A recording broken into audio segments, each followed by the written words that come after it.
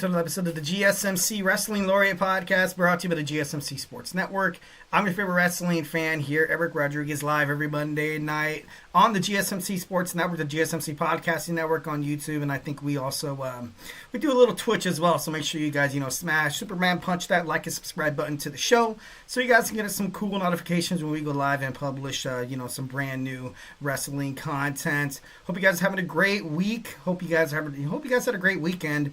I want to get to see you guys like once a week, so it's partially the reason why I just love to talk to you guys. Want to hear what you guys have to say inside the chat in terms of professional wrestling, or just something if you want to talk about. Recently, we just found out the NCAA basketball champions. For the women's, it was UConn. For the men, it was Florida. Watched the rest of the end of the game. It was a little sloppy, but at the end of the day, I'm kind of thinking to myself, I'm like, dude, these guys are like straight up like freshmen in college, like sophomore, juniors. They're just kids, they're just kids. They are professionals, not trying to diminish their values or their skills or anything like that.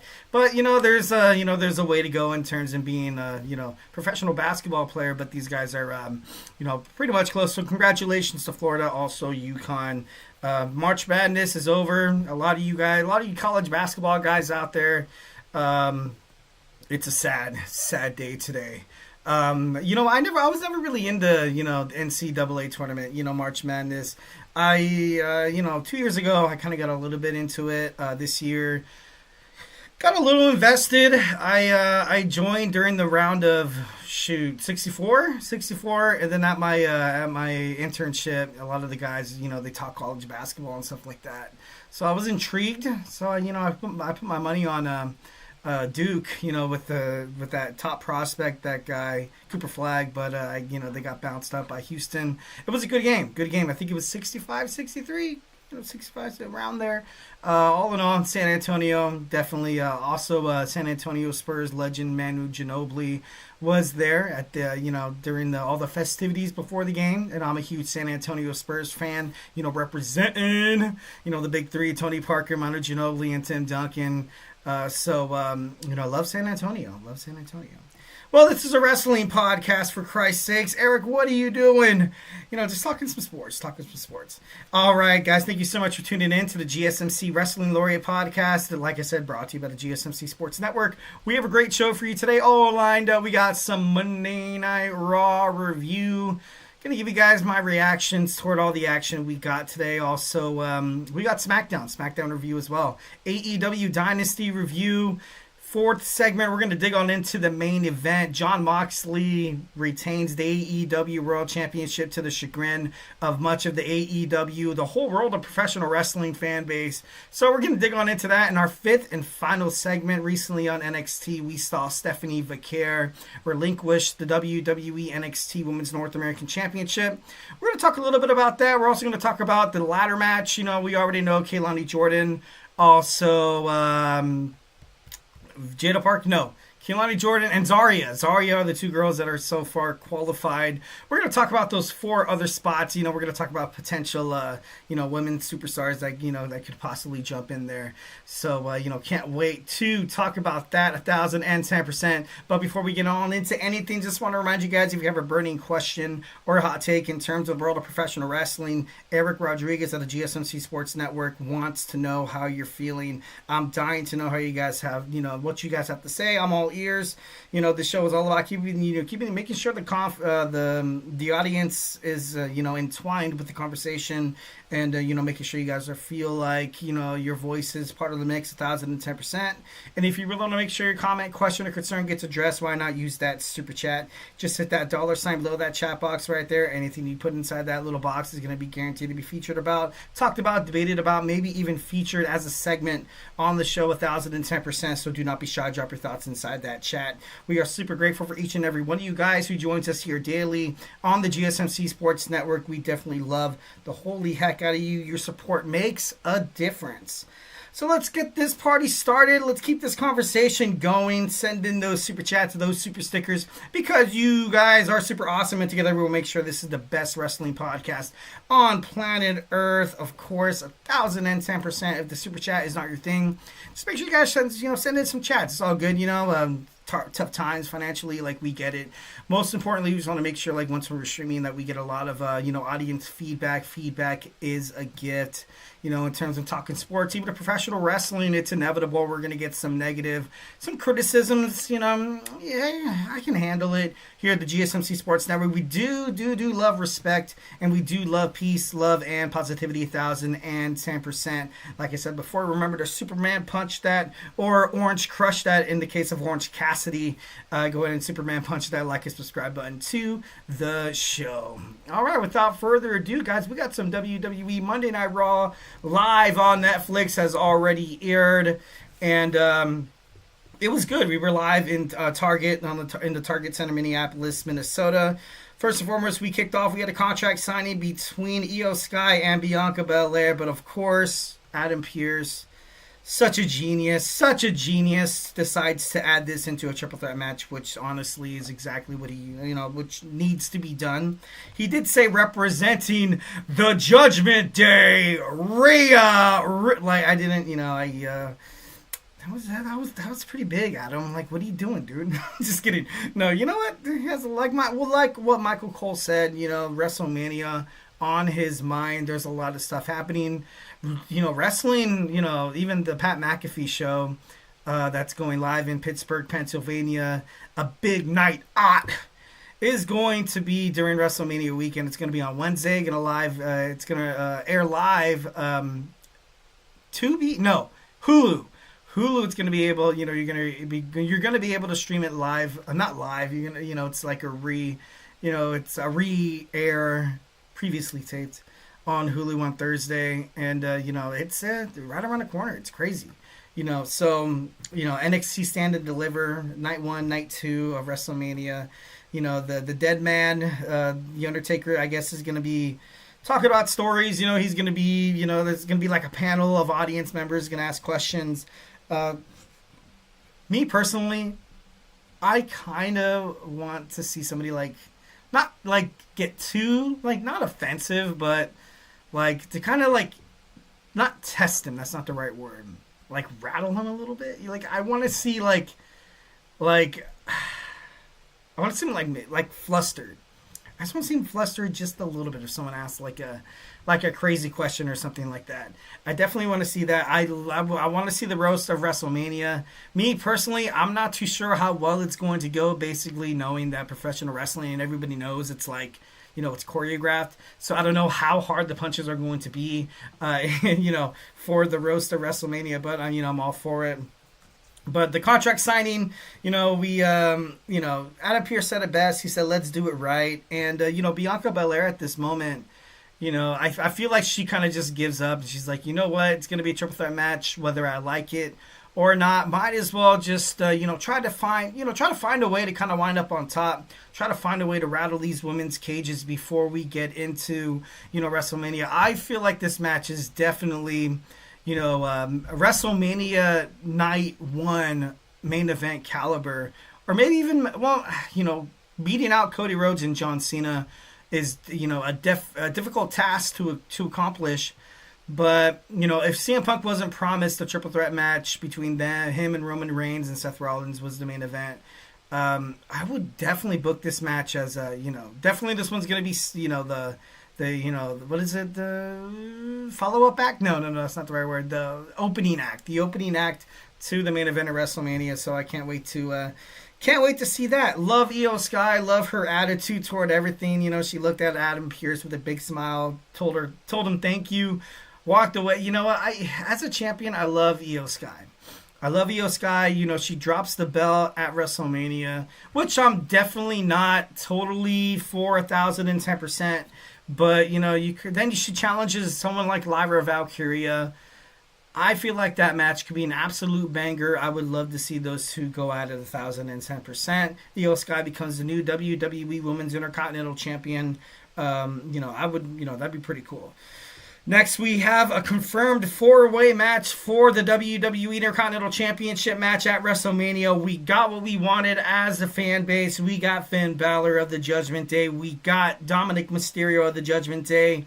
And Penta El Cero Miedo taking on Braun Breaker in a fatal 4-way match. This match should be absolutely badass. Finn Balor still thinks that Dominic Mysterio will have his back, and Dominic will continue to want to play second fiddle to Finn Balor, but I feel like Dominic Mysterio, he has other plans. Next, we have the Women's Intercontinental Championship match. Lyra Valkyria successfully retains her championship against Bayley. Bayley, there was a couple hardcore spots in this match. Lyra Valkyria took a knee that obviously rocked her. She... the moment she botched the sunset flip inside the turnbuckle by Bayley after that, and she was dazed. She got rocked, dude. Like, it was crazy. I felt like, I was watching UFC once when someone's like, you're just talking to them, those spaghetti legs. But, it was good. It was very, very good. It was a great match. Even Bayley took, once when Lyra Valkyria sent, her boots through the middle rope, Bayley got hit hard, and she nailed the ground pretty hard. So, after the match, Bayley obviously conflicted, obviously frustrated with her performance, leading her not to be the Intercontinental Champion. She slapped away Lyra Valkyria's hands at first, but, of course, we've already kind of seen heel Bayley for about, ever since the pandemic, the COVID era of WWE Thunderdome. So, I don't see Bayley really turning heel, anytime soon. So, obviously, she regretted what she did. Walked in, she stormed inside the ring and gave Lyra Valkyria a 5-star, hug. Bayley still a hugger after all. So, thank God for that. I'm just kidding. No, moving on. Bert Kreischer, Bert Kreischer, one of my favorite comedians of all time, was backstage on WWE and, Netflix Monday Night RAW. He has a special that's coming out. Just if you don't know who Bert Kreischer is, he's an amazing talent. Obviously, he's best friends with fellow comedian Tom Segura. They actually do host a podcast called Two Bears in a Cave. I could be wrong. Two Bears in a Cave. I used to listen to it a lot. But then obviously you get busy and stuff like that. Like, hey, you have kids and you have to spend time with the wife, so. But for me personally, I would rather sit in the garage and listen to Bert Kreischer and Tom Segura. No, I'm just kidding. Hope my wife's not watching this. Love you. So Bert Kreischer was approached, of course, by Chad Gable, or not El Grande Americano. And then, Chad Gable talking himself up, but then Otis came out, and, Bert, they did the machine on the machine. They take the shirts off like the cooler versions of Hulkamania, because let's face it, Hulkamania is dead. Not try to rattle any cages here. But no, it was pretty badass. It was a nice little backstage promo for Otis and Bert. Carrying across the scene backstage, talking to AJ Styles, saying that we need that old AJ Styles back. What's when AJ Styles, when he came into the WWE, like he, two-time WWE champion. I believe if AJ Styles is considering a retirement tour, which he is, and a lot of wrestlers kind of often mistake this chance of like, okay, this is not the retirement tour, but this is the pre-retirement tour. So if you can think about this as the only chance that AJ Styles really has to, kind of step into the limelight and kick some ass. He has a match against Logan Paul at WrestleMania, most likely, of course, still speculations. Karrion Kross, on the WWE roster until the end of the summer, when his contract expires. Should be interesting to see if WWE decides to put him into a storyline, which ultimately keeps Kross. But I do, I definitely like Karrion Kross, in WWE, and I feel like they can use him. The Final Testament, I gotta be honest, from the beginning, I was really like, I didn't really like it. I was kind of hoping that Karrion Kross would have started his singles career then. But then you had AOP, who came back and, they were released from WWE, and then they had a chance to win the NXT tag team titles again against, Nathan Frazier and Axiom. They failed to do that. And then in their only limelight, they defeated the Wyatt Six, which obviously ended with Uncle Howdy, Bo Dallas getting injured, and, all of WWE kind of suffering because, everybody was all this buildup of the Wyatt Six. They lose to the Final Testament. The Final Testament, Hope we're, as fans, I was like, okay, the Final Testament are going to take it to the next level, only to find out that they end up getting released. They all leave, and it sucks. And and the White Six too. Like, this faction is, it seems like it was dead before it was even created. Obviously sucks, for the late great Bray Wyatt. And I know his brother and WWE really want to pay homage to the character that Bray Wyatt, created. But they really need to spark, really need something at WrestleMania that just, that just pops. So you're definitely hoping for that. The LW will lose against Grande Americano and the Creeds. Cruz del Toro, Walking Wild. Oh my God, these guys are absolute fire. Obviously Chad Gable or Grande Americano, one with a loaded mask, stuffing a piece of metal inside his mask, hitting that falling headbutt from the top rope. So I thought that was actually pretty decent. Next, we have a Gunther promo going face to face with Jey Uso, and this promo was probably one of the best I've seen of basically what this match is going to entail at WrestleMania. A lot of, for me, I love Jey Uso, and I do, but I don't really see him as a WWE World Heavyweight Champion. Not quite just yet. I feel like, WWE has always kind of been, they've always kind of had, hey, if the WWE Champion, if they're a heel, then the World Heavyweight Champion has to be a babyface. And then, of course, vice versa. So, you have Cody Rhodes, he's totally over. Totally over. The World Heavyweight Champion, Jey Uso, totally over. I've heard some rumors that Gunther has spent a lot of time in wrestling, a lot of time in WWE. Obviously, the longest reigning WWE Intercontinental Champion at 666 days. I heard he's going to take some time off. Maybe during WrestleMania. You have a big spot where, it seems like Gunther, after he drops the belt to Jey Uso, his confidence is shooken, and then he leaves WWE for about like 2 to 3 months. Kind of like when Roman Reigns dropped the title to Cody Rhodes.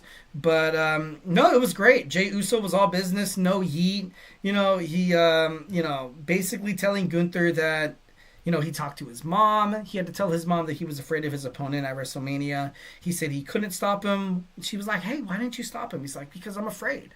I'm afraid 1,010%. But after what I've kind of seen what you have to offer inside the ring, he's seen Gunther's absolute 1,010% absolute best. So in a way, and it sucks because it feels like Jimmy Uso was like a scapegoat or whatever. But, he sees everything. He sees everything that Gunther is capable of. But, it should be, Gunther even looked flustered. He looked flustered 1,010%. Absolutely flustered. Did not expect this reaction from Jey Uso. I was kind of he was kind of half hoping that Jey Uso would just come at him and attack him where he could. Obviously that's where Gunther prospers, is getting into the head of his opponents, causing them to overreact aggressively, thus causing a mistake, which has them, losing the match. So Gunther's on his back heels. Jey Uso said he prayed to God. He prayed to, Jude, whoever, that, that the night before WrestleMania, before their match, he's going to pray for his safety and Gunther's, and he says he wants to ask God for forgiveness for the man he's about to become. So I'm pretty excited. It was a nice little promo. It was pretty badass. No violence whatsoever, which was ideal, because this feud heading up to WrestleMania has been Gunther, Jey, and then this happened, and it seems like it's kind of nice. Heading into WrestleMania, I honestly feel like I don't want these guys to talk to each other anymore or like fight each other anymore. I feel like right now this build up, if this was the Monday Night Raw before WrestleMania, it would be absolutely badass, and it would be it would be perfect. All right, next we have Rey Mysterio talking to Adam Pearce, the general manager of WWE Monday Night Raw, basically asking for a match against Grande Americano at WrestleMania 41. I want to see this a mask for mask match. Like, I know it's against the luchador tradition to, demask somebody, but Rey Mysterio is obviously going to win.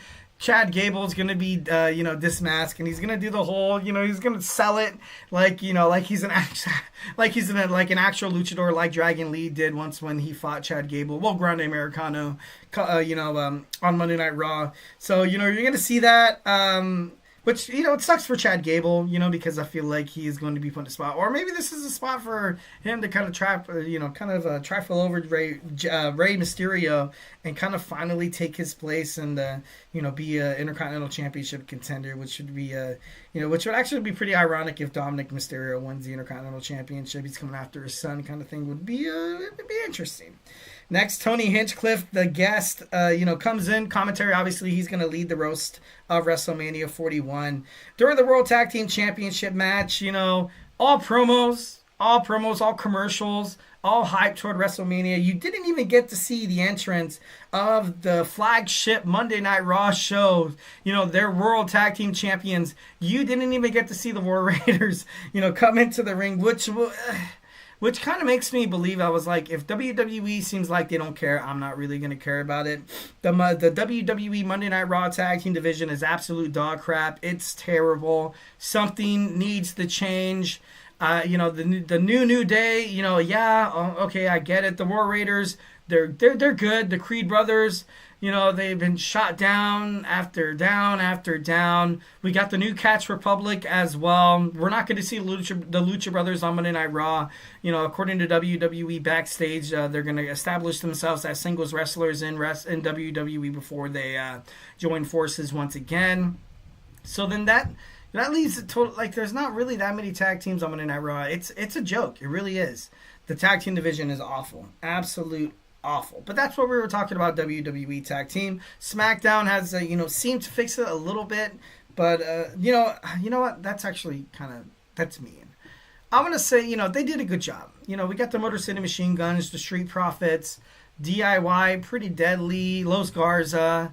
We've seen a lot of, and it's, it's good. I like it as of right now. I like it.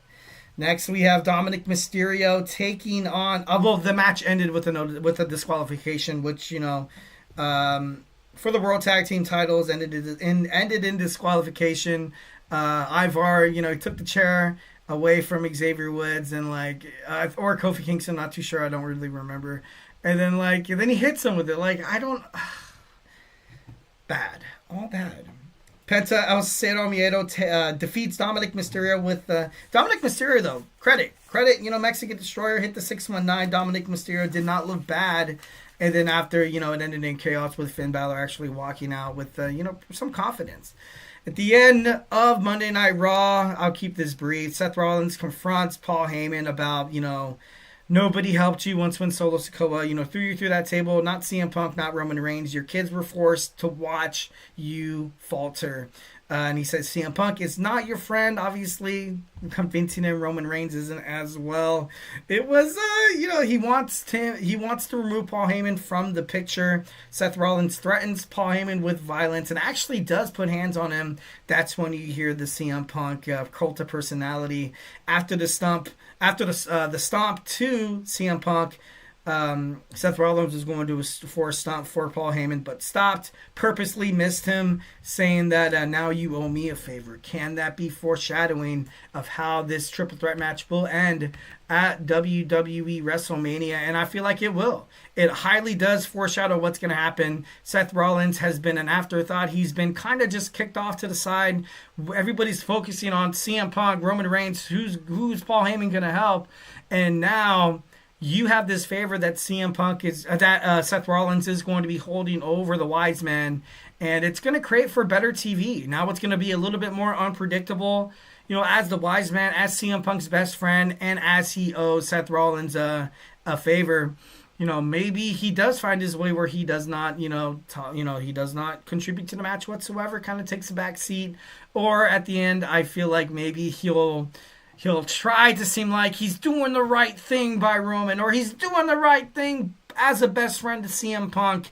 And then Seth Rollins picks up the dub. And, to be honest, I wouldn't really be upset about this, because I feel like if CM Punk or Roman Reigns loses this match, it's not going to be much of a it's not going to be much of it's not going to prove dividends that much in their career. But if Seth Rollins loses this match, I feel like he has more to lose than the others. But who knows? We'll see at WrestleMania. All right, guys. So hey, do not go anywhere. We got some WWE Smackdown review. So grab your favorite snack, grab your favorite ice cold beverage. Join me here in about 25 seconds. So hey, do not go absolutely anywhere. I feel like I'm losing my mind. Is everybody in the world blind? Please, Lord, give me a sign, a sign. I feel like I'm losing my mind. Is everybody in the world blind? Please, Lord, give me a sign, a sign. I wanna be the greatest. Everybody on the fake shit. I look around and feel like everybody is the fakest. I make this every day and I'm impatient, hoping one day I blow up from the basement. Statement, the top is so vacant. I don't hear shit that I think is amazing. Waiting for my day when I'm playing sold out shows for 1,000 faces. Hey, give me that crown, get in my way and to be put down. It ain't your place, all this my town. If I want that shit, then I'll get it right now. I'm losing it, the noose it fits. I'm losing shit, a stupid myth. You choose to live or choose to dip. You choose to fight or lose your grip and lose a gift. I feel like I'm losing my mind. Is everybody in the world blind? Please, Lord, give me a sign, a sign. I feel like I'm losing my mind. Is everybody in the world blind?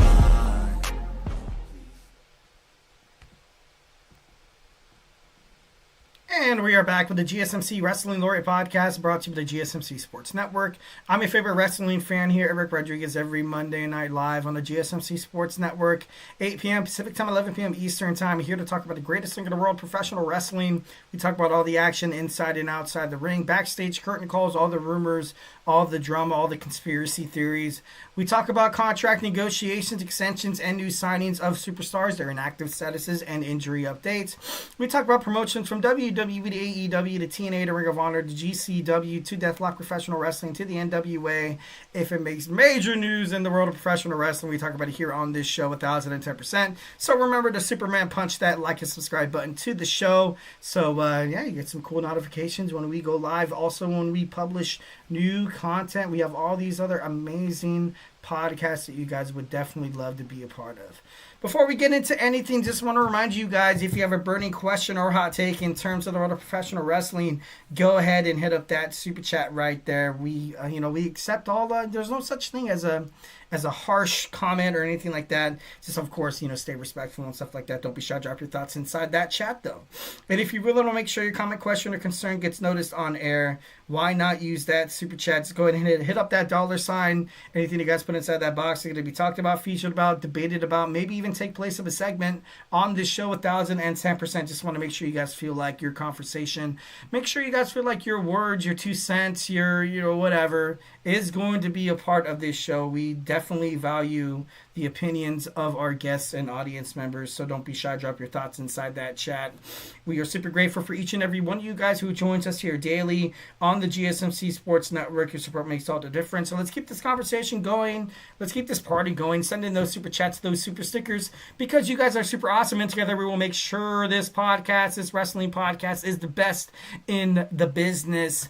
Also, again, if super chat's not your thing, go ahead and hit up that tips and donations link at the gsmcpodcast.net. Tell me what you like, tell me what you don't like. Just remember to Superman punch that like and subscribe button to the show. Follow the show, follow the network here, the GSMC Sports Network. We do love a lot of peace, love, and positivity, 1010%. But in terms of talking sports, it's inevitable. There's going to be some disagreements. There's going to be some criticisms. And guess what? It's already water under the bridge. It's all gravy, baby. Don't even worry about it. Just want to make sure you guys feel like you are absolutely welcome, because this is a welcome podcast. This is not my podcast. This is our wrestling podcast. So, hey, don't be shy. Drop your thoughts inside that chat. All right, without further ado, let's go ahead and talk about some WWE Smackdown.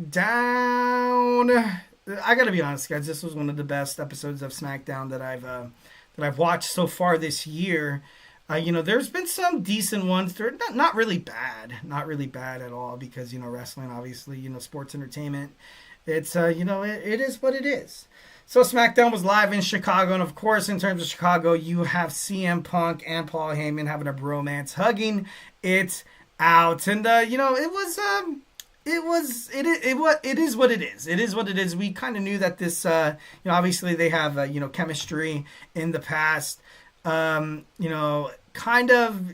I felt like this promo was ultimately designed to kind of get the fans to think that he was going to be in CM Punk's corner, which at the end of the night you ultimately found out.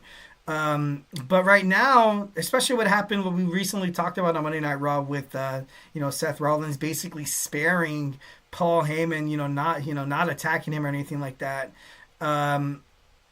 So now he owes Seth Rollins a favor. He's already answered a favor for CM Punk. I'm not sure if he's going to take this favor by Seth Rollins seriously. And then, Roman Reigns was already kind of not treating him like trash, but you kind of saw him get in his face, kind of corner him on Friday Night SmackDown. So, there's still some tensions boiling between the three, but how crazy would it be if Paul Heyman helped Seth Rollins pick up the dub here? Because like I talked about it on the previous segment on Monday Night Raw, if Roman Reigns, CM Punk loses this match, it's not really much of a big deal. Obviously this is CM Punk's first main event at WrestleMania, and that does take into some consideration. But Seth Rollins has recently, he hasn't really been the main picture, if that makes any sense. Like, he went from carrying the company on WWE Monday Night Raw, then he was a World Heavyweight Champion, and everything he's done for WWE has been absolutely awesome. Then once when CM Punk came to Monday Night Raw, he stole Seth Rollins' thunder. He really did, 1,010%.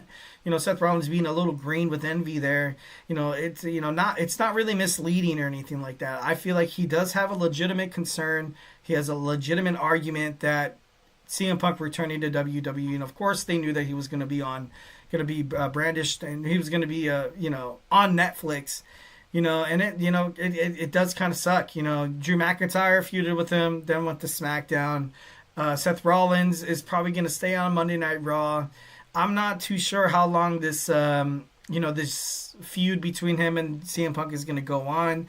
But if you have him winning at WrestleMania, I feel like that just kind of, as Seth Rollins, got a chance to destroy the dream that CM Punk once had, main eventing WrestleMania and coming up short. So, I feel like then with that, he'll move on.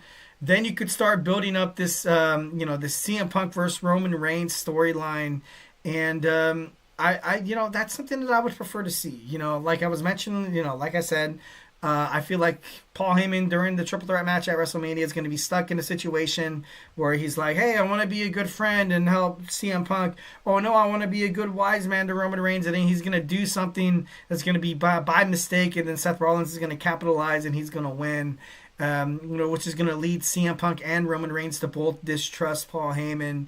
So, none of them are, they're going to have somebody in their corner and a wise man or anything like that. So, that would be an interesting, kind of take. Next, we had the debut of Rey Fenix. His match with Nathan Frazier was an absolute banger. It was pretty badass, simply amazing. He even said it with tears in his eyes, saying that he's living a dream. And, if you don't know anything much about Rey Fenix, he's a former AEW superstar. Basically, took to social media after more years were tacked onto his contract. And, obviously there was some disgruntled words, obviously some aggression. He basically said the treatment that he endured in AEW was inhumane. Inhumane's it is kind of an extreme word to talk about, especially in terms of the workplace. And, Rey Fenix finally making it to WWE. Tony Khan ended up just, like I was kind of talking about, I was like, dude, you're getting so much bad publicity from this angle, that angle, this and that and the other. AEW stars running to WWE. You need to cut your ties. You can't afford this bad, public relations. But he did what he did. When you sign a contract, it's very, sometimes it's going to end pretty bad. There's going to be some disagreements. There's going to be some obviously different, perspectives and stuff like that. Legado del Fantasma was super impressed. Obviously, what you saw before. Humberto Carrillo will take on Rey Fénix next week on SmackDown. I doubt he'll do anything to do with Legado del Fantasma. And before Monday Night Raw aired, I was actually, kind of thinking about it. I was like, okay, what if Rey Fénix is stuck in a position next week on SmackDown where he's being mugged by Santos Escobar and, Angel Garza and, of course, Humberto. And then you see Penta come out, and they're still out, man. And then you see the leader of the LWO, Rey Mysterio, come out. Then you get that fantasy, you get the best luchadors in the world of professional wrestling, finally legends, finally teaming up in a 3-on-3 match at WrestleMania.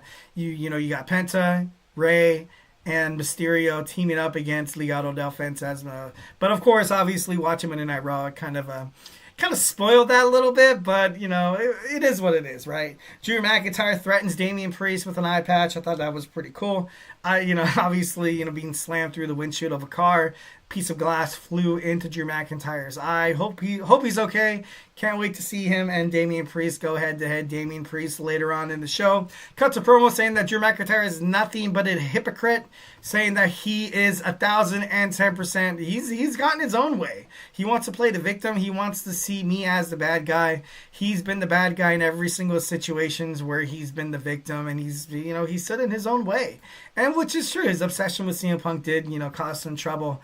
But I'm hyped for this match. Damian Priest, that promo on SmackDown, I liked, whenever I see Damian Priest, I really see him as a future star in WWE. The way he cuts promos, the way he speaks on the mic, the way he wrestles inside the ring, it's like something that you've never really seen before on WWE. And I feel like that's super badass. Something that you would, as a wrestling fan, kind of watch WWE. You're like, okay, hey, this is like corporate mainstream, stuff. So I'm going to like check into the indies and stuff like that.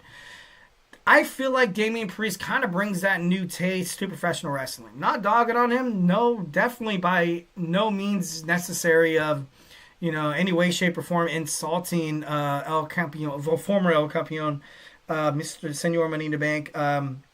If anything, I'm like, dude, this guy brings a new taste to professional wrestling. And there's no doubt in my mind that this guy will be a World Heavyweight Champion or WWE Champion one day. So, both him and Drew, I definitely love, seeing them. In the match, we have the LA Knight defeat Tama Tonga, even with the help of Solo Sikoa, defeated him pretty soundly. We see a Vignet. We see an Aleister Black teaser. I can't wait to see what's next with him. But one of the main things of Friday Night SmackDown, obviously, is that unscripted promo between Charlotte Flair, the challenger, Tiffany Stratton, the WWE Women's Champion, heading into WrestleMania. And this promo was definitely, man, this with the backstory too, with Charlotte Flair recently appearing, basically talking about her feelings on, being divorced 3 times and she didn't want to end up like her father. Although she does respect her father 1,010%, and their family has gone through heartbreak. Obviously, she lost a brother to, I'm not too sure. I don't want to say anything that's not accurate or anything like that. But all in all, I love the fact that Tiffany Stratton kind of stood up for herself. There's been some backstage turmoil, quote-unquote turmoil. Obviously, this could be WWE pulling our leg, and this is what Tiffany Stratton are working back scenes, obviously seeing everything unfold on social media, and they're like shaking hands, probably going to dinner or something like that. That could be a possibility as well. Playing devil's advocate, just being like, okay, what if this was actually for real? What if these girls actually do hate each other? With the promos with Tiffany Stratton, Charlotte Flair, and then Charlotte also is stuck in the, position where she, I feel like WWE is like, all right, teach her. We want Tiffany Stratton to be, more mature. We want her to be more of a, superstar in WWE. So she's honestly putting Tiffany through all these tests throughout every promo that Charlotte Flair has done. A lot of people might say like she's cooked. Tiffany Stratton, by all means, that's true. Is she trying to bury Tiffany Stratton, a new, prettier, new face talent on SmackDown in the women's division? maybe see all these questions and possibilities and conspiracy theories go through the minds of WWE fans, thus creating the picture for WrestleMania. Obviously, at the end, Tiffany Stratton. The fans were absolutely behind Tiffany. I loved it. I even looked at Wade Barrett's face, and I saw Wade Barrett kind of smile, kind of look at Tiffany Stratton's like, that's awesome. She's grown up. She's getting it. She's going to be a huge star. I love the face that Wade Barrett was making. The fans were treating Charlotte Flair like she was Logan Paul. Every single time she opened her mouth, it was like, ooh, like, it was crazy. It was something and Charlotte looked flustered. She looked out of it. She looked like she couldn't believe her ears. And then she started talking about Tiffany Stratton's squeaky voice. And then she couldn't get a word in. And then, of course, to the Queen's grace, she was like, oh, I'm going to award you the final words. You can go ahead and say whatever you want to say. And then Tiffany Stratton lays down a bomb. You're going to walk out of WrestleMania, not with the title. You're going to be all alone like you are outside of the ring. What is that, Charlotte? 0 for 3? And oh my God, it was so crazy.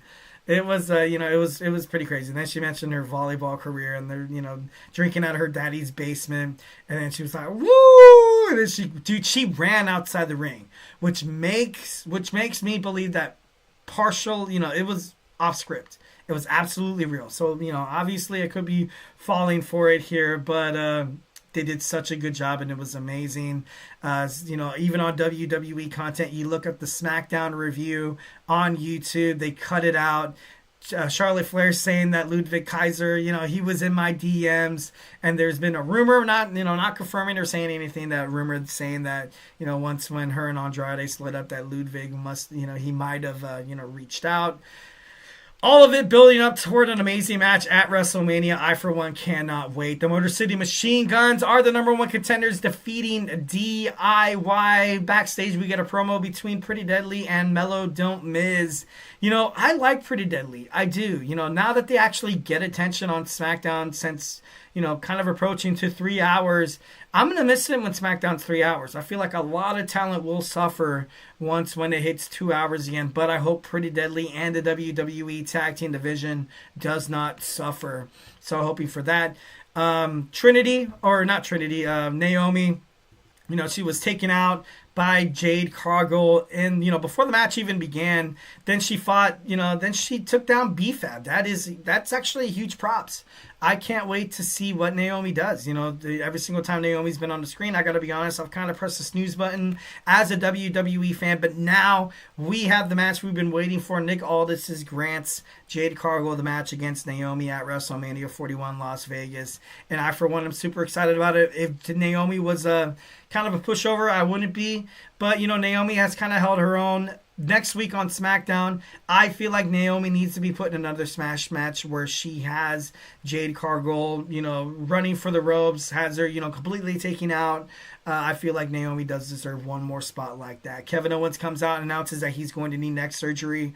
According to reports, it might be as bad as a neck fusion surgery, obviously. Thoughts and prayers and condolences go out to Kevin Owens. Hopefully, he's going to wind up back in the ring. Don't give up. Don't give up. Like you said in an interview, you have the support system. You're one of the best wrestlers. One of my favorite wrestlers, personality-wise, as well as, you bust your ass inside the ring. Kevin Owens is, he's pretty damn good, and I hope that, he comes back. And, I definitely hope this isn't a, random spot where Kevin Owens comes out. Mark Henry and AJ Styles, they faked retirements before, people's faked injuries before, but I do feel like this one is legit 1,010%. Honestly, I can say, from the bottom of my heart, I am for sure, sure that this Kevin Owens neck injury is serious, and it needs to be taken serious. And like I said, thoughts and prayers. Hope that he makes a speedy recovery, and would love to see him back in WWE pretty soon. Because as of right now, I don't know if they inked another contract. So, this might, just terrible timing. He was maybe trying to prove himself to WWE, being like, hey, sign me for, I could do this and that and the other. And he's put on some damn good matches, obviously, selling his body during the whole thing, physically in terms of wrestling. So that's, it sucks.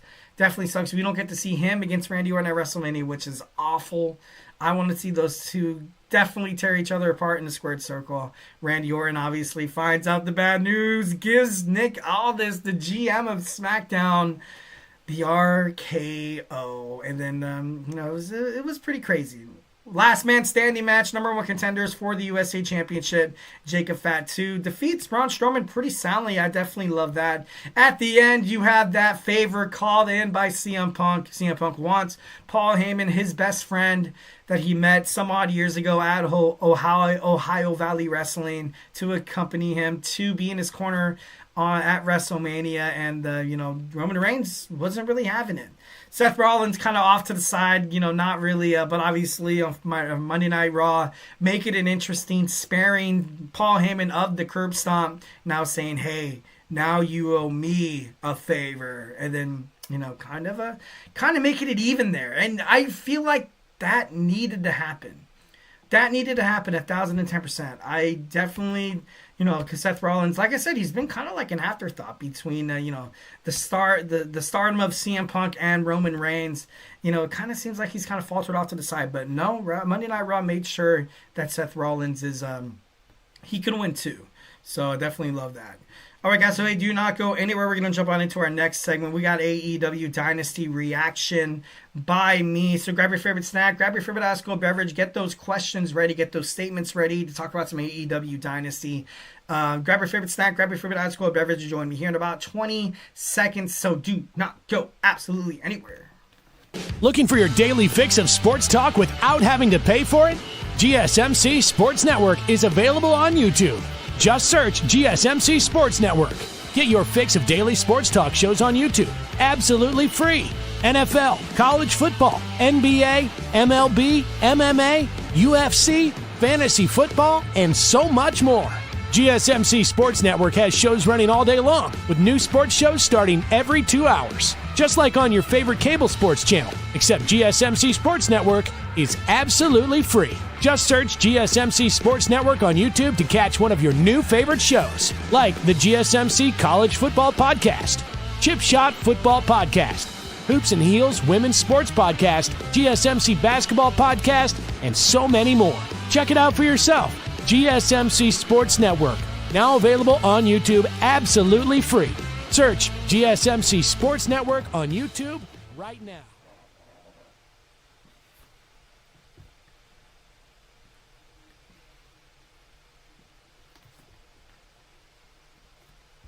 And we are back with the GSMC Wrestling Laureate Podcast, brought to you by the GSMC Sports Network.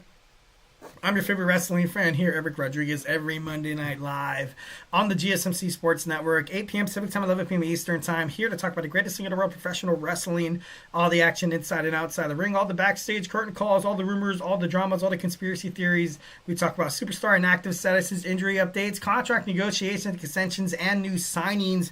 Promotions like WWE to AEW to New Japan Professional Wrestling to Stardom to GCW to Deathlock Professional Wrestling to the NWA, you guys name it. Talk about professional wrestling on the mainstream media. We talk about it here on this show 1,010%. We even dabble in some of the history of ECW, the NWA, and WCW, WWF/WWE. So, yeah, make sure you guys, hit up that like and subscribe button so you guys can get some cool notifications when we go live or produce new content.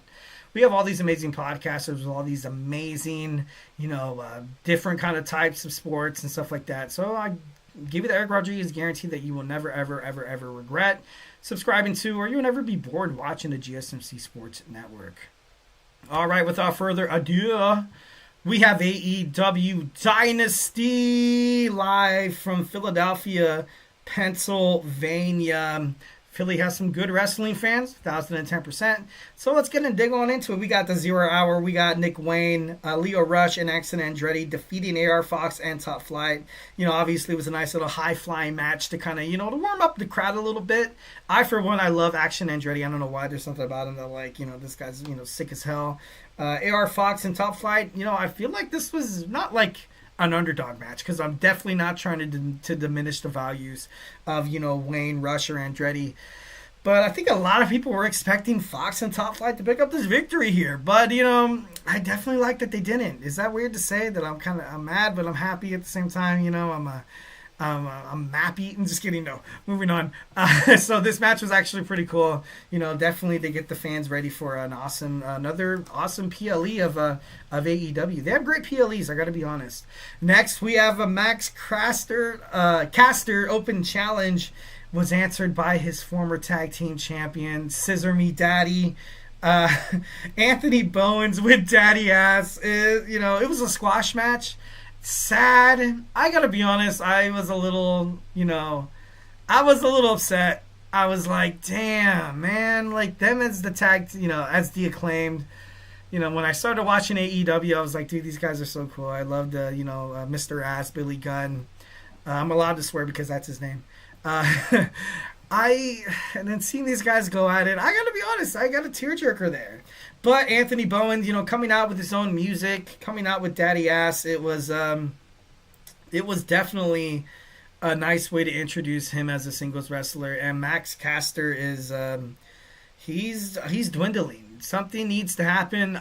At this point, I don't really see him fitting anywhere on the AEW main roster. Maybe somewhere in Ring of Honor. Maybe he goes down to New Japan Professional Wrestling. Well, when I say down, I'm not trying to be like New Japan Professional Wrestling, like the minor league or anything like that. He just needs a character change. It's happened to a lot of professional wrestlers. Look at Kazuchika Okada when he was in TNA. This guy was an absolute joke. Then he went to New Japan Professional Wrestling, became the wrestling legend he is now. Although right now in AEW, kind of rubbing me the wrong way, but not getting into that. We're talking Max Caster, the best professional wrestler, letting what MVP said get in his head. Not part of the Hurt Syndicate, so that should be done. I feel like maybe he could be put in a spot where kind of like a Jimmy Uso and Jey Uso, just say you're sorry. Say you're sorry. Say, hey, I got in my own head. I apologize. But I want to take this, I want to take this new flight or new journey with you, my brother, because we could do some things in the tag team division. And they were this close to winning the tag team titles. They were, trios champions as well. It doesn't make sense for Max to be on his own. Bowens, as of tonight, looked completely, utterly changed.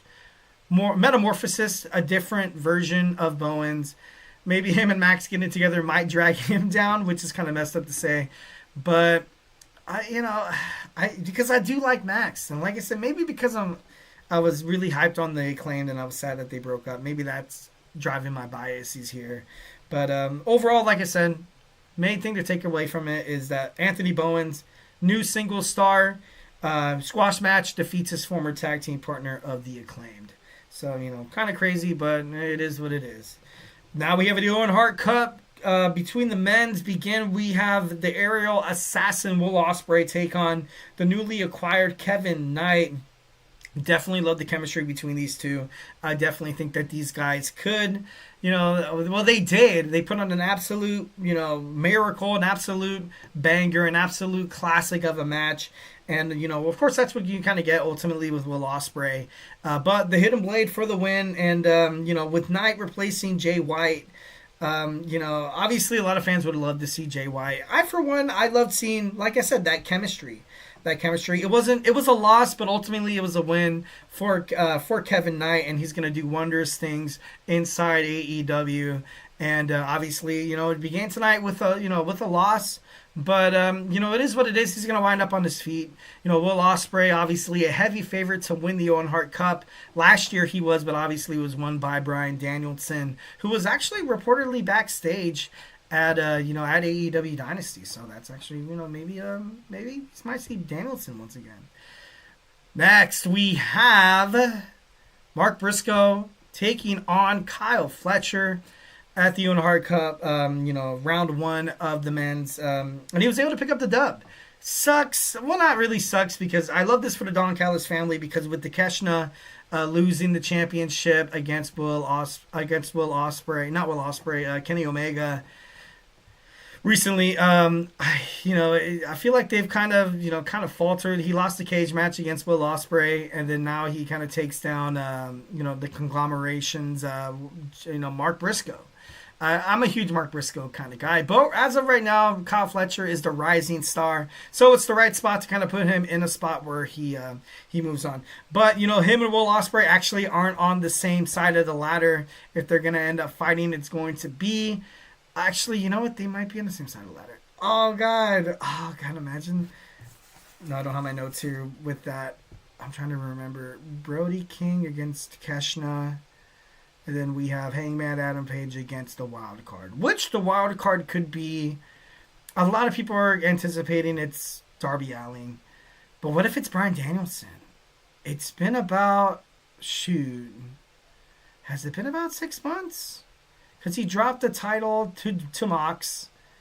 And wasn't that like around November, I think it was? I'm not too sure. Don't quote me on that. If he had neck surgery, no, that's asking too much of Brian, So, moving on. So, Kyle Fletcher, wins, and he moves on to No One Hard Cup. Next, we have a tag team championship match between the Learning Tree and the Hurt Syndicate. This match was actually, it was decent. It was decent, but everybody knew, obviously the Hurt Syndicate are on a huge roll, but this was an amazing way for Benjamin and, Lashley. The Ultimate seemed like Lashley's not really the leader anymore. Which is kind of crazy because Lashley's like this big strapping guy. He's kind of, I feel like he kind of lowballed it a little bit and went toward the tag team division. I would love to see him go against Mox. That would be so badass. But, Bobby Lashley, AEW World Champion, Shelton Benjamin doing what he does best is, he's like, I love Lashley. And like I said, he's a workhorse within himself.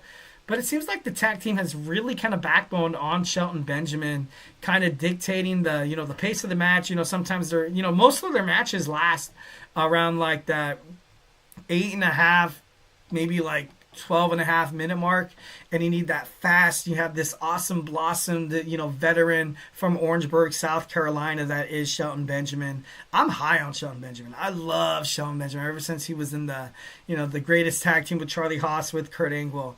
And then he made it, and then he fought the Intercontinental Championship match. Then he had that iconic jump off the top rope where Shawn Michaels hit that super kick. And he was this close to beating Triple H, this close. But, definitely love Shelton Benjamin. Definitely love this tag team, the Hurt Syndicate. Like I said, I feel like Bobby Lashley's ultimately lowballing his career in AEW, going for an AEW World Tag Team Championship. But maybe Eric's got to do some growing up. Maybe I saw him, in WWE, TNA, WWE once again. Maybe I haven't seen him in the heavyweight category. But as a tag team champion, they look good. So, I can't really be upset. Maybe I need to grow up a little bit. Next, we have the CEW. What the hell is that? The CEO, Mercedes Moné, moves on in the women's side of the Owen Hart Cup, defeating Julia Hart of the Hellhounds. Of the Hellhounds, obviously former TNT champion as well. TBS. Sorry, excuse me. Mercedes Moné, she is absolutely. She's impressive. I can't really hate on her too much. I can't, and although I feel like Tony Khan is like a giant brown noser to Mercedes Moné, I can't really say that, he can give her the opportunities. He can. But he can't really grant Mercedes Moné the capabilities and the gifts that she ultimately portrays inside the ring. So, if this is like... If the CEO of AEW, if this is like a forever like dominance, like a dynasty, because I think of AEW, I think sometimes when I think of AEW, I feel like they've been going on for like 10, 20 years, but AEW's history has only began, guys. They began the company back in 2019. They are literally they're still like a baby in terms of a wrestling promotion. And now you're going to have somebody as likable, somebody as popular, name, image, likeness, that is Mercedes Moné. That's not a bad history book. So, all this time, I got to be honest, I've dogged on Tony Khan for kind of putting their fate in Mercedes Moné's hands in the women's division AEW. I've kind of crapped on it a little bit. I feel like she shouldn't be a multiple champion. Maybe she can. I feel like she needs to give up one championship. Definitely. New Japan Professional Wrestling Women's Strong Championship. Yes, definitely. You can do without. TBS champion, you can keep it. You are the, you're the boss, the CEO, whatever you like to call yourself. So, I don't know. All in all, happy for Mercedes Moné. She has a bright future within AEW and the history book. She's already like a Hall of Famer. If AEW died today, she would be probably be a Hall of Famer. We have the AEW World Trios Championship match. We had the Death Riders, the team of Wheeler Yuta, the Bastard Pac, and Claudio Castagnoli taking on FTR and Adam Copeland, rated FTR.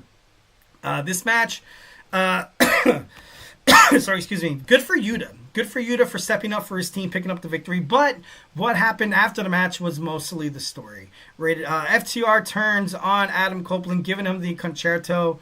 And, they pile drived him on top of the chair, which, a lot of people, you had Dash, you had Dax, obviously, being on the wrong side, kind of being on the wrong page, not in the same book, not even in the gosh darn same library.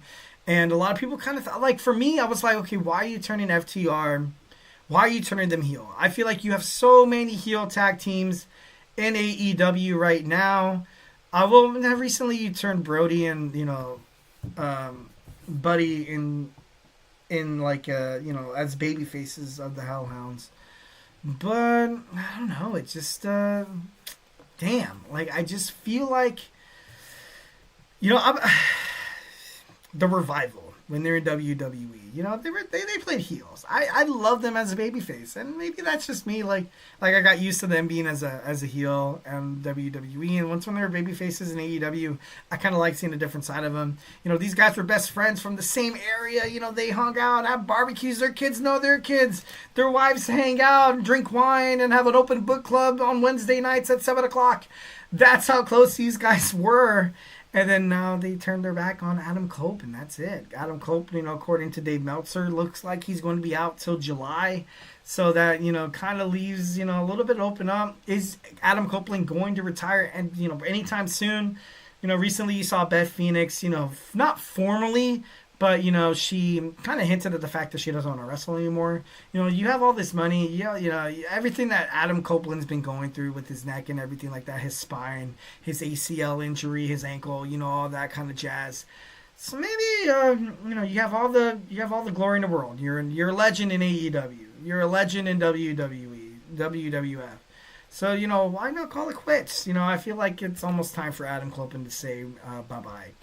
Next, we have the AEW World Women's Championship match. We have the timeless Toni Storm taking on Megan Bayne in this match. Gotta be honest, Toni Storm gave her best. Megan Bayne, after a series of the Storm Zero, everything like that, she kicked out after one, which is, kind of unheard of.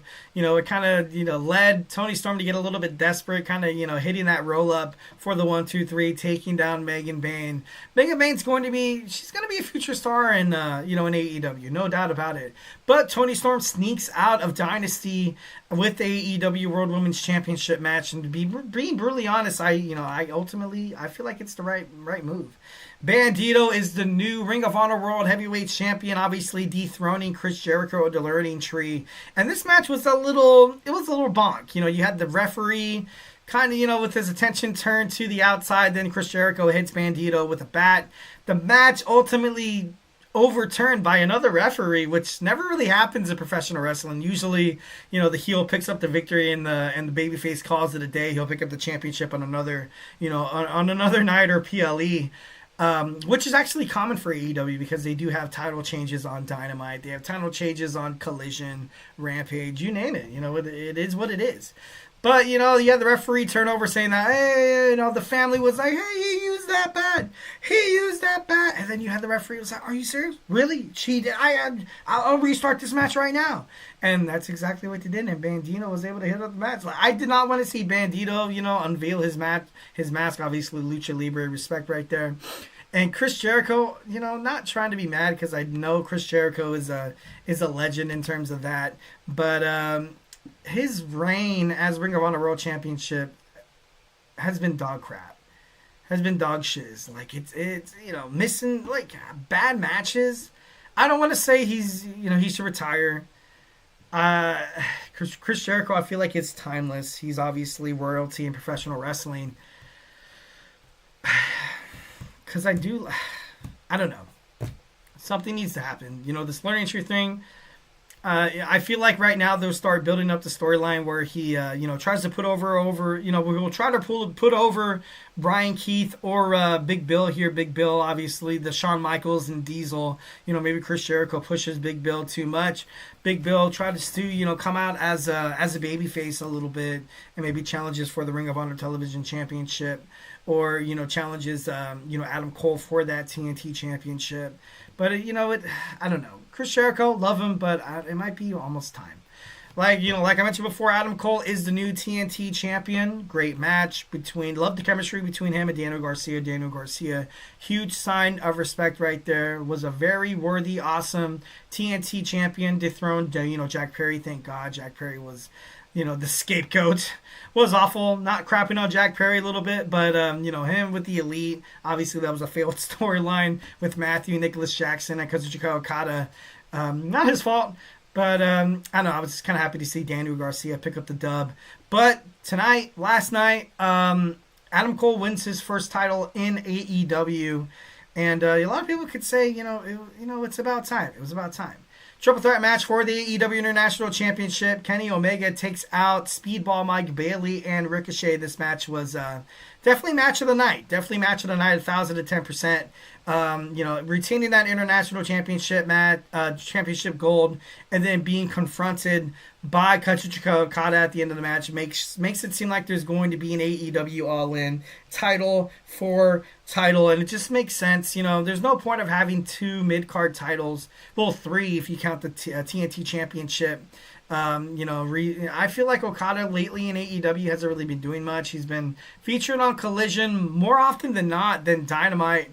And mostly running around saying the B word, acting like a badass. And the B word's not badass. The B word is, is B, rhymes with which. You guys have, creative minds, so you guys got to figure that one out yourself. And of course, there is one more match, but we have a whole segment for that match because there's just been a whole bunch of just turmoil. In terms of, wrestling media, wrestling fans, we have Jon Moxley retaining the AEW World Heavyweight Championship against Swerve Strickland. We're going to get into that. So grab your favorite snack, grab your favorite ice cold beverage, and join me here in about 15 seconds, so do not go anywhere.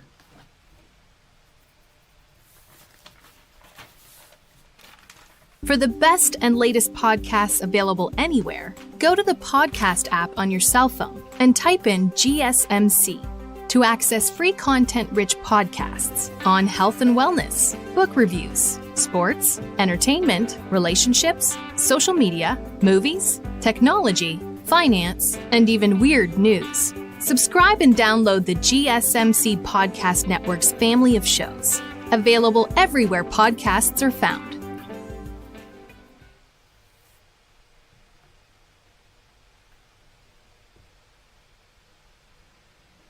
And welcome back to the GSMC Wrestling Laureate Podcast, brought to you by the GSMC Sports Network.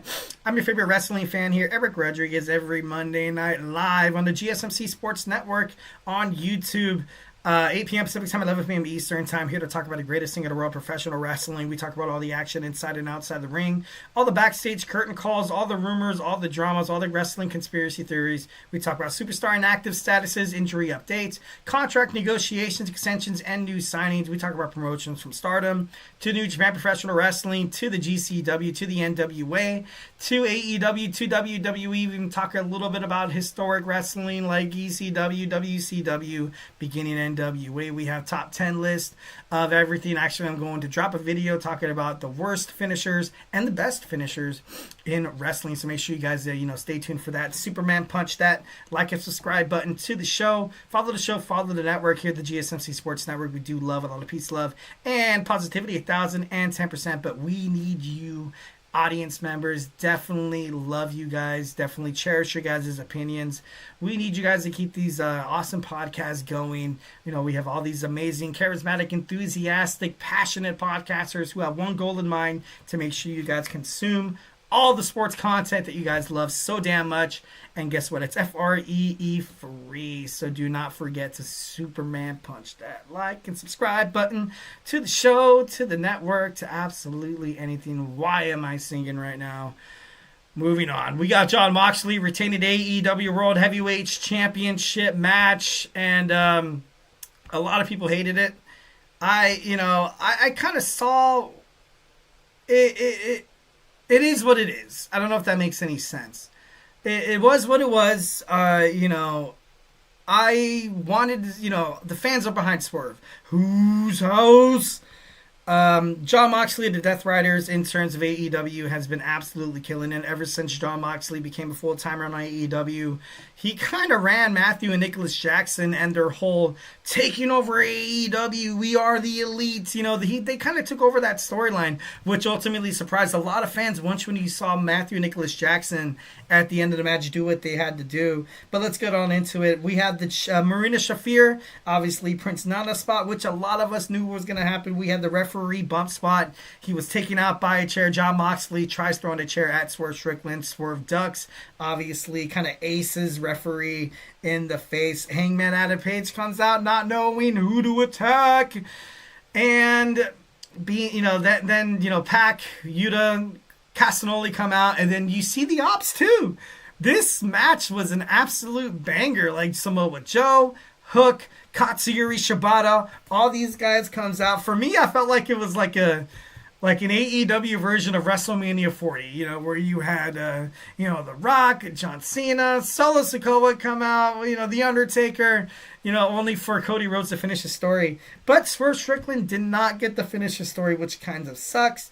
You had him with the Swerve Stomp, ready to hit that 1, 2, 3. Lights go dim. Who can it be? Who can it be? Somebody none other than Matthew and Nicholas Jackson. But something I gotta be honest, I did love the Static Shock entrance that Swerve Strickland did. A lot of people thought it was, I read some online, criticisms about it. A lot of people thought it was, kind of bogus. Like I said before, Hangman Adam Page back there and not knowing who this match could have been. You know what? It was good.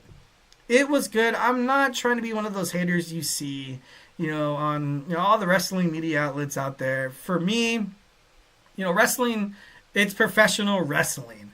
A lot of people could be upset. Be like, why did Tony Khan do this? Why did this and that and the other and A, B, C equal, that's wrestling. It gets you pissed off. You have people talking about it. Like I said, the wrestling media, all the wrestling fans, AEW, whoever, they're doing their job. We're talking about it. We're tweeting about it. I'm not tweeting. What is it called? Xing? That sounds weird. Xing? Posting on Instagram. A lot of people are posting shorts and stuff like that. I was tempted on posting a short, just revealing my frustrations, but I was like, no, Eric, you know what, dude? It's about 12 o'clock at night right now. I'm just kidding. No, but it was crazy. It was a crazy finish. But I feel like Tony Khan ultimately achieved exactly what he wanted to achieve, is to get people talking about what happened. Why the hell did this happen to somebody as amazing, as basically cherished by the AEW universe as Swerve Strickland was. And, Swerve Strickland had that window. He had that window of opportunity where people were like, no, Mox is going to win. Mox is going to win. Mox is going to win. There's no way Swerve's going to win. This is BS. We already know the outcome of this. We already know the outcome of this main event. Why do we even care? What? Swerve might have a chance. Oh my God, he's gonna do it. And then the lights go black, and of course it's Matthew and Nicholas Jackson of the Young Bucks, the EVPs of All Elite Wrestling, and hit the GTE on Swerve, and oh my God, it was silent. It was super silent. Like I said, I'm not too high on it. The last time you saw the Young Bucks was when they dropped the titles to Private Party, which Private Party ultimately deserved. And, but, God, I just don't understand. Then they wrestled 2 matches. They wrestled 2 matches in New Japan Professional Wrestling, winning the Openweight Tag Team Championships. I could be wrong. Don't quote me on that. And then losing the Openweight Championship matches. Why did they stay away from an AEW so damn long? They failed as the Elite. I got to be honest. Kazuchika Okada in AEW, I'm not trying to be blunt, but let's just face it. Like I said, he runs around, saying the B word, acting like he's, this Billy badass. And he's kind of a joke now. He's not really, much of a, I feel like they signed him hoping that he was going to have awesome matches with Kenny Omega. Kenny Omega gets hurt. He's out for a year. Kazuchika Okada's just floating around the AEW locker room, floating around Collision, Rampage, and Dynamite, waiting for Omega to come back so they can have their awesome 5-star matches from Dave Meltzer. But not dogging on Dave Meltzer. I love it. Of course, I love the, what is it? I can't think of the company he's about right now. No, that's not it. No, moving on. But it just wasn't good. The Bucks returned at AEW Dynamite, and it just wasn't. Tony Khan was asked about. He in the media scrum after the match, you had after the pay-per-view, basically being asked by the wrestling fans, be like, "Hey, do you even care what we want, dude?" And then he said, and I quote, "On a night were a lot of great fan moments that was not necessarily outcome that a lot of people had hoping for." I kind of feel like Tony Khan just basically said, hey, you get what you get. You should be happy with what you get. We basically had the whole night all fan favorites, and now you're stuck. What is it?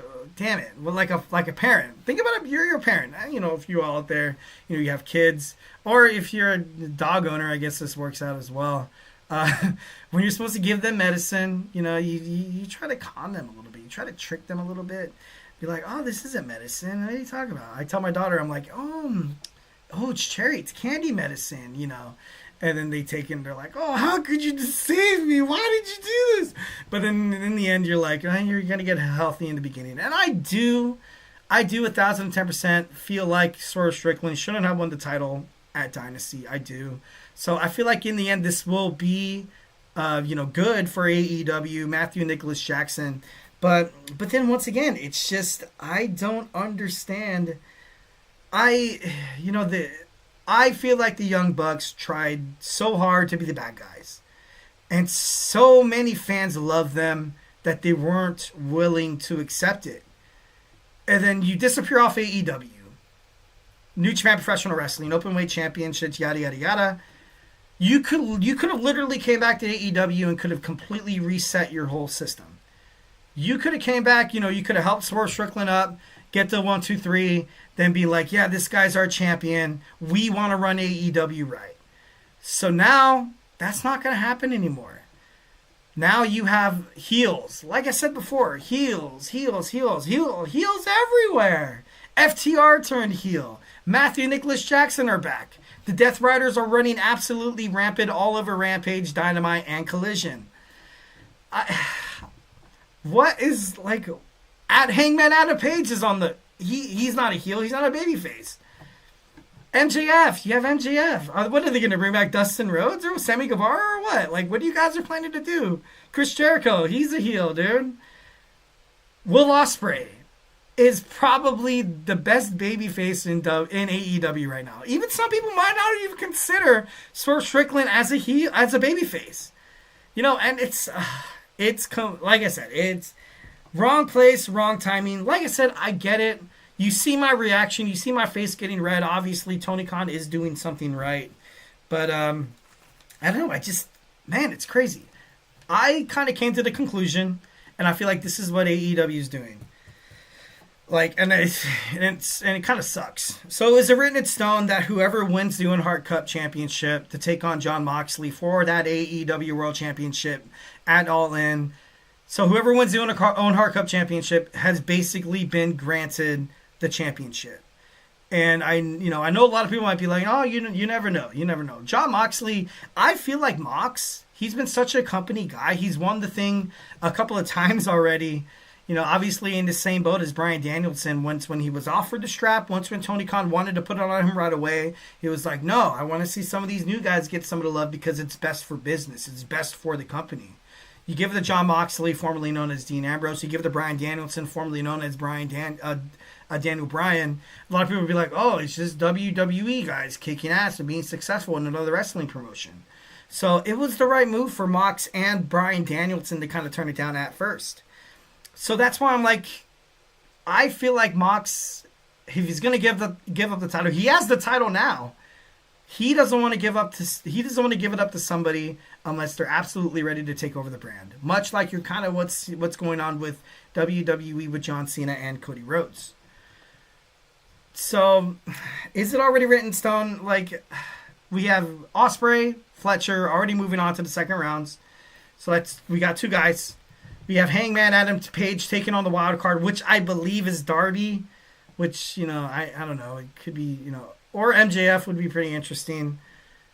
And Brody King and Konosuke Takeshita. Which you got to think about the Owen Hart Cup. You look at all the participants inside it. Who could make a big bang at the grandest stage of them all? This is AEW's WrestleMania here. At All In.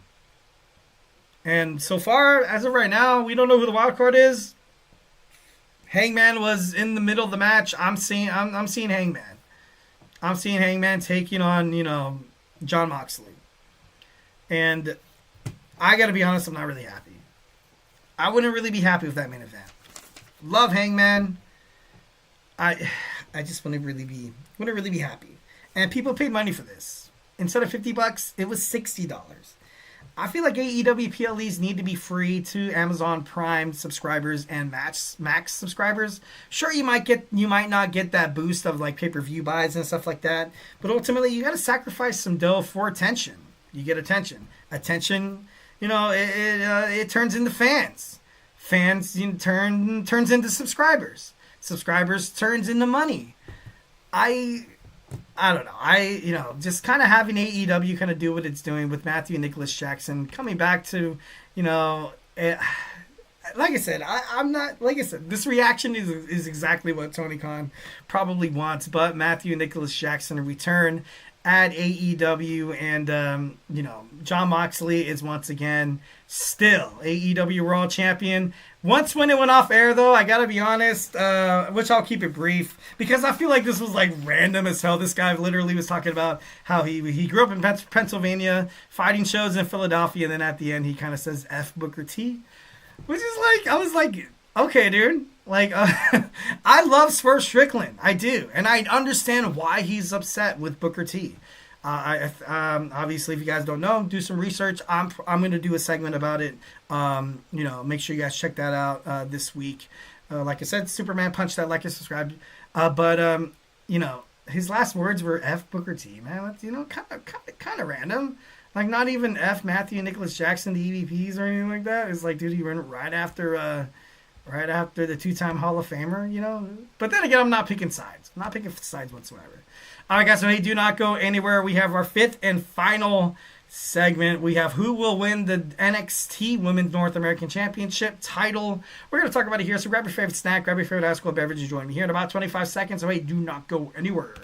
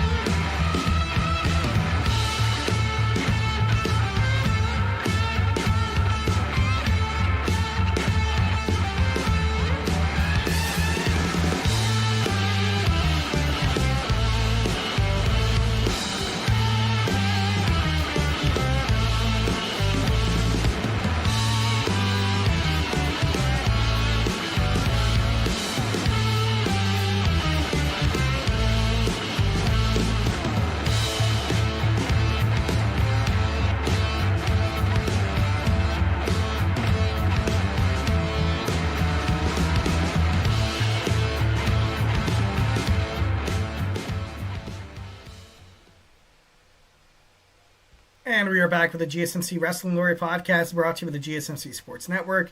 I'm your favorite wrestling fan here, Eric Rodriguez, every Monday night live, talking professional wrestling, starting at 8 p.m. Pacific time. So make sure you guys Superman punch that like and subscribe button to the show so you guys can get some notifications. Some, once when we, go live and with all these other amazing podcasts, or if we decide to produce, or when we decide to produce new, wrestling content. But without further ado, who will win the North American NXT Championship, the women's?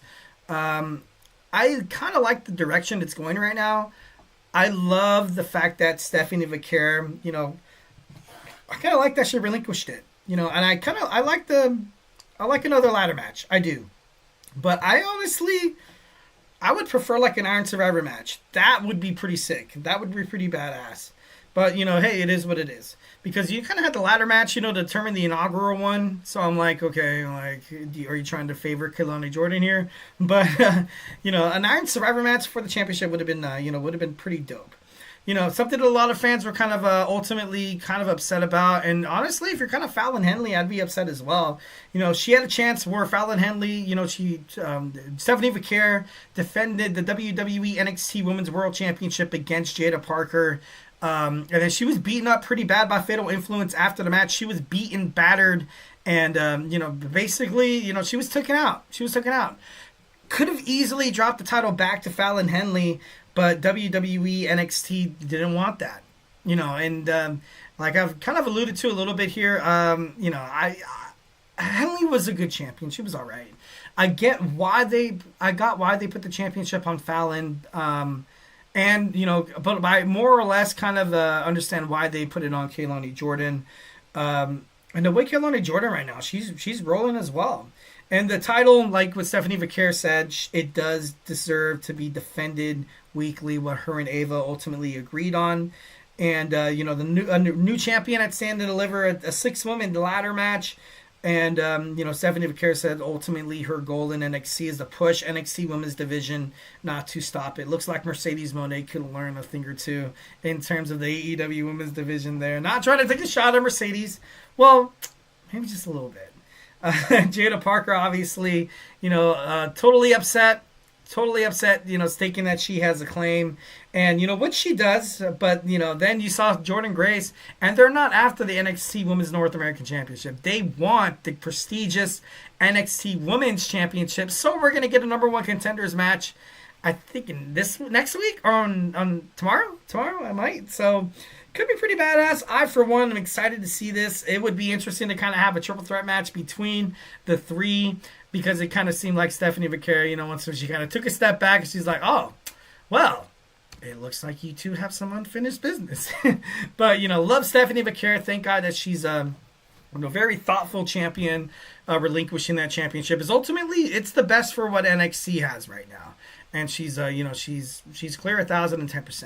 So we have a ladder match at Stand and Deliver. So far, obviously, like I mentioned before, we have Kelani Jordan, who actually took out the prodigy Roxanne Perez to become a participant, and we have Zarya. So we have two amazing, absolutely, bombshell of an athletes here so far participating in the ladder match. But all in all, who besides the two will be included within the match? So we have 4 more spots. 4 more spots, and we're going to go through them right here. Jakara Jackson, obviously, you had, Last Legend. She lost the champion. She lost the match against the Zarya in a hard-hitting match, which was pretty freaking badass. But, Jakara Jackson, I feel like has a little bit of a chance here. And not too much. It would make no sense for her to maybe, to participate. Because if you see her in a lot of matches, she takes a lot of beating, man. She does. Like, during the match, I feel like, WWE creators backstage are like, okay, how are we going to make this match last about 7 minutes? Oh, we have the entrances about, 2 to 3 minutes. And what if for 4 minutes? What if for 4 solid minutes we see Jakara Jackson just getting wrestled and getting absolutely, smashed? No, I'm just kidding. No, she's a great wrestler. And the fact that she kicks out, the fact that she stays intertwined within the match, she doesn't she doesn't tap out or anything like that. This girl's a tough ass broad, man. So, obviously giving a credit to Jakara Jackson, 1,010%. We got Izzy Dame. I would have bought that Izzy Dame is going to be in the ladder match if you didn't have Ricky Starks defeat Shawn Spears for that NXT Men's North American Championship. So now I'm kind of low. I was kind of a little bit, I was getting toward the culling, although they do kind of remind me of like a Charles Manson family kind of cult or whatever. I'm just kidding. Moving on. But I feel like my confidence for the culling is kind of down right now. So I don't think it would be smart for Izzy Dame to be in that match. Carmen Petrovic could be a possibly, maybe she can be in there. I feel like she'll qualify. Maybe. I feel like she'll qualify. But I feel like thanks to her new boyfriend, Ashante the Adonis, she'll find herself short. Maybe that could happen in the ladder match or within the qualifying match. Maybe Lola Vice, I feel like would be a gem. She would be an absolutely great spot to be in this ladder match. Obviously, this girl's a tough girl, title worthy. North American champion, I believe, I do like Lola. I do. I feel like she kind of comes off a little strong here. Obviously, I feel like that has to do with a lot of her MMA background. Usually, like MMA backgrounds, like it took Shayna Baszler quite a bit of time to kind of get used to it. Ronda Rousey never did in WWE. But sometimes, you can't come off too strong. So I feel like Lola, she would be an asset to the match. And I feel like maybe Sol Ruca, during the first ladder match, she was that close. And obviously you see her there envying Kaylani Jordan's NXT Women's North American Championship. You have Zarya in the match already. A lot of people feel like they're going to be, they're rumored to kind of be in that SmackDown Women's Tag Team Championship Gauntlet match this Friday. So, maybe you have Sol taking on someone where she kind of gets gypped. Maybe like Cora Jade, where Cora Jade finds a way to kind of cheat her way inside of it. But hey, it is what it is. Any of the Fatal Influence people, no. I'm sorry. And I'm not trying to be mean. JC Jane, cool. Jasmine Nix, Fallon Henley, she had a rematch. She's kind of done right now. JC Jane, in terms of, TNA Creative, they really, really do like her, according to backstage reports. So, she might find herself success there. But for the North American Championship match, maybe you could throw one of them in there because so far you have two baby faces. You have Zarya and Kaylani Jordan. So, maybe Jane, Henley. Henley was in the first ladder match too. Jasmine Nix. One of them might find their way into it. Thea Hale's still part of the WWE NXT roster. Still very much alive on social media. Ever since Chase U disbanded, a lot of people, what happened to Thea Hale?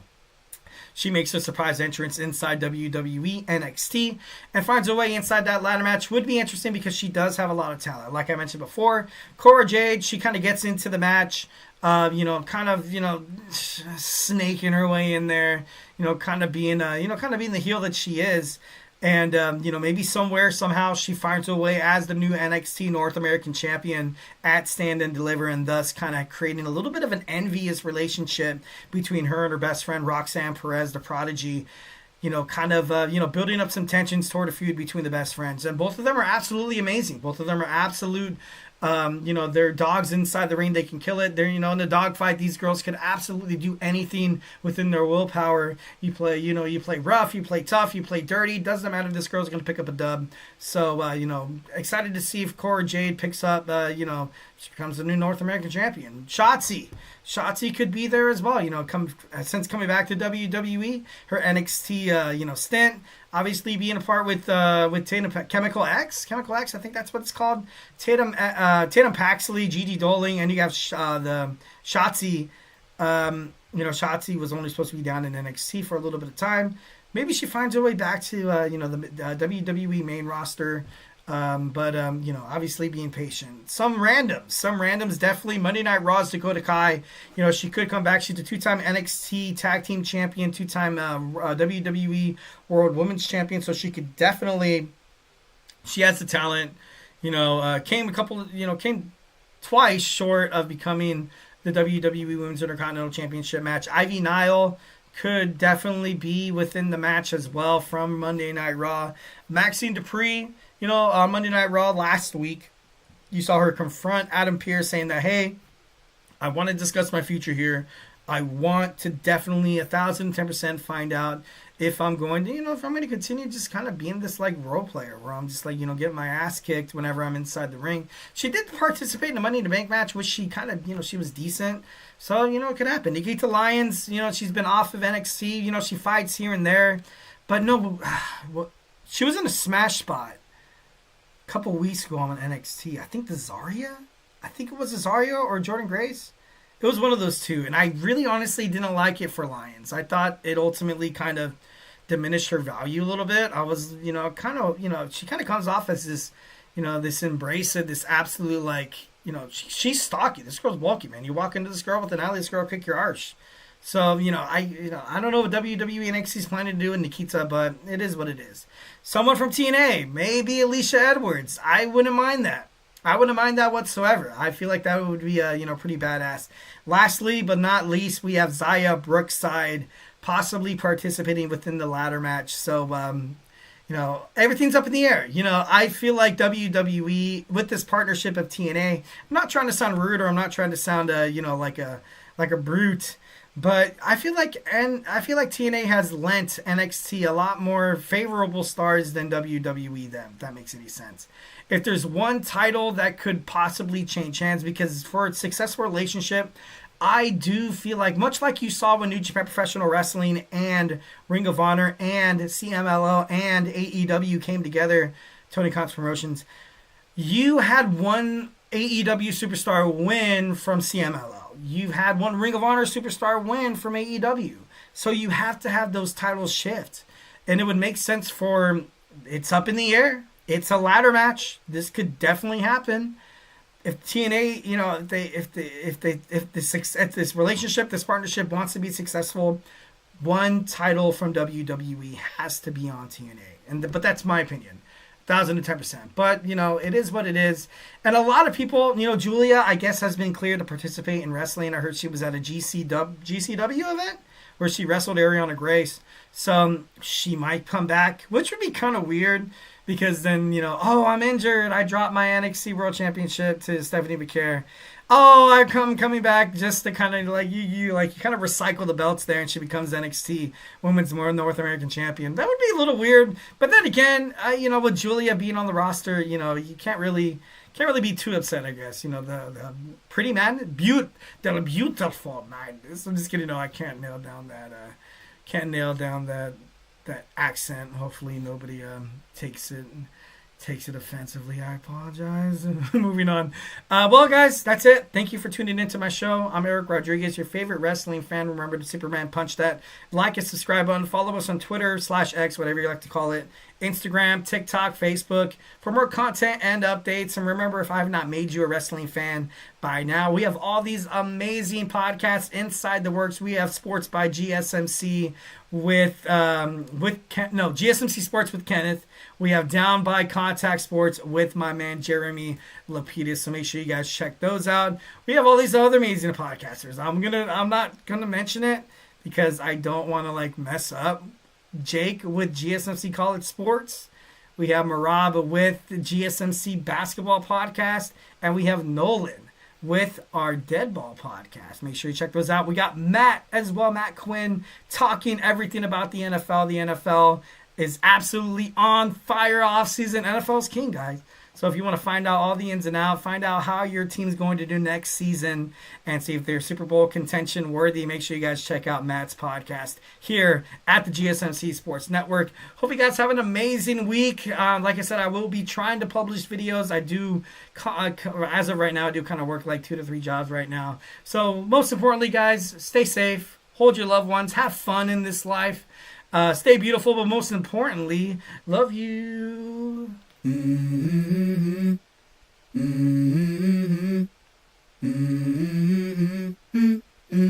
Let's go. I wake up to a little bit of drool on my pillow, feel like it's gonna be a bad day. Yeah, I'm tired of shit, and the coffee ain't hit yet, damn ain't that